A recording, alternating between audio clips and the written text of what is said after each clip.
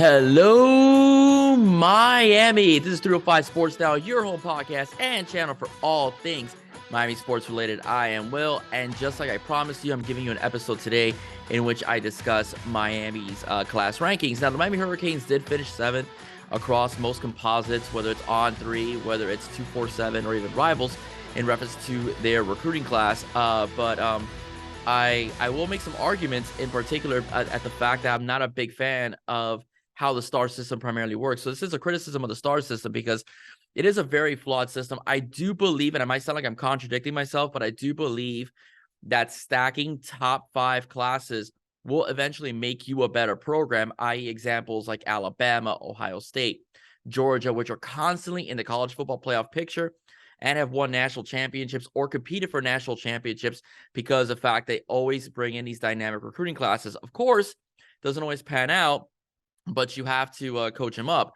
But one thing I will say is that the one thing that the schools I just mentioned have in common is that they're constantly and consistently having top 5, top 7, top 10 classes on a yearly basis, which makes them very competitive. All right. That being said, the Miami Hurricanes do finish 7th. They're originally 5th. Then, as we know, Cormani McClain decided to flip and go over to Colorado, and that dropped the Miami Hurricanes down to a 7th ranked class. Now, I will say this, and I'm very you can say the same thing for any school, but keep this in mind. I am talking just about the school that I'm covering, and that is the University of Miami. All right. The Miami Hurricanes should still be a top 5 class, even without Cormani McClain, because of the fact that I do feel that a couple of these guys got screwed out of their 5 stars and also should have been 5 stars to begin with. The first example I want to give you is Jaden Wayne, right? Jaden Wayne originally was a 5-star edge rusher, okay? And the moment he committed to the University of Miami, all of a sudden he became a 4-star, Everyone in the podcast sphere has talked about it, that how in the world does this guy lose, his 5-star status and become a 4-star, especially when he commits to the University of Miami. So people have argued if he would have chosen Alabama or Georgia, would he still have maintained his star? I'm not saying it's a conspiracy against the Canes, but it is odd that he chooses Miami and his star drops. Jaden Wayne is a very talented defensive end out of the state of Florida, and he's going to wreak havoc, for the Canes for years to come. The other one to me is also a head scratcher is Rueben Bain, right? Rueben Hurricane Bain is an individual that dominated in the high school setting, right? He finished his career with almost, if not 60 sacks, all right, or over 60 sacks, while being the stout defensive end over at Central. And one of the main reasons why I heard is the reason why he's not a 5-star is because of his height, right? So the composites and for his position have given him, a 4-star based upon his height.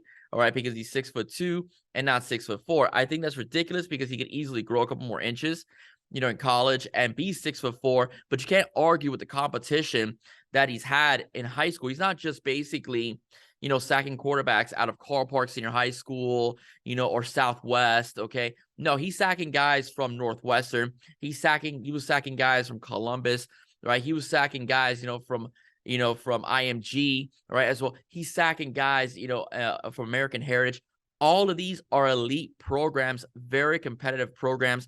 Most of their players, in particular, go to elite Power 5 schools, right? Power 5 schools come to these schools to look at these kids, all right, on a regular basis and end up taking a lot of kids with them over to the schools like Ohio State, Miami, Florida State, Georgia, Bama, Clemson, etc. So the fact that Rueben Bain is a 4-star and not a 5-star also boggles my mind. So Miami got two 5-stars out of this recruiting class. I already mentioned 2 guys that should be already 4 5-star recruits. Okay. And lastly, and this is a reach for me because he was always a 4-star, is Malik Bryant. Malik Bryant, out of IMG, is a total machine. Okay. Now you want to talk about the composites and being, physically what would be a 5-star player is Malik Bryant. Everyone and their mother over the summer was trying to get Malik, all right? Florida, Miami, Alabama, Georgia, Clemson. They all offered Malik Bryant. Everyone wanted Malik Bryant. Malik Bryant is between 225 and 230 pounds. He's already built, right, for the game of college football. Physically speaking, he's fast, sacks the quarterback, could take on guys in space, right? Basically, you know, on your bubble screens and your swing passes to the tailback. All right, he could get to the ball, can force turnovers, all right, as well. Again, you know, great, you know, on because of his size, great on short downs, you know, 3rd and 1s, 4th and 1s, like I mentioned yesterday in the previous episode. So the fact that this individual is not a 5-star also boggles me as well. Now he's more of a reach because he doesn't have the numbers that Rueben Bain, you know, possessed over at Central. And he also doesn't have, you know, he was never a 5-star like Jaden Wayne was, who dropped about a star down. But Malik is a beast, bro. Like in terms of his physical attributes, what is asked of him as a linebacker, he's got all the tools, and he was not labeled a 5-star. I'm sure you could say for other schools, oh, but Will, you know, you got Georgia has 5 stars, but there could be a couple more you could throw in.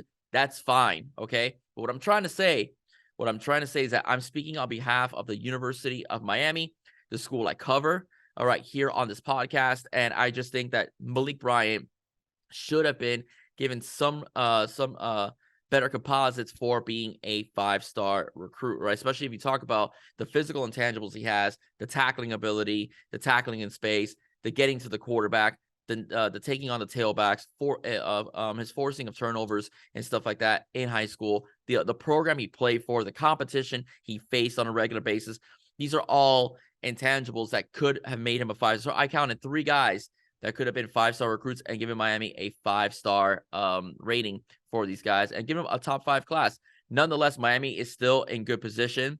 All right. If they continue to stack classes like this, you know, 5, 7, 3, you know, and so on, in terms of having a top 10 class on a yearly basis, the Miami Hurricanes will have dominant football teams for years to come, because it's all a lot of it is if you can get the talent, your schematics will fall into place as well, especially the guys that, you know, that you can get that fit your system. And all these guys are ready, football ready to be players in particular. So I am still very proud of this class. I'm very proud of everybody that signed. All right. I'm very happy about the transfer portal acquisitions we've gotten. I think they're very good, very helpful for the football team. Also add depth as well, you know, to the team. All right. So that's basically it. So I mean, I wanted to talk about the star system. The star system is immensely flawed. A couple high school coaches I know, for example, don't like it because it overhypes and underhypes athletes. All right. It doesn't look at the full picture of the football player.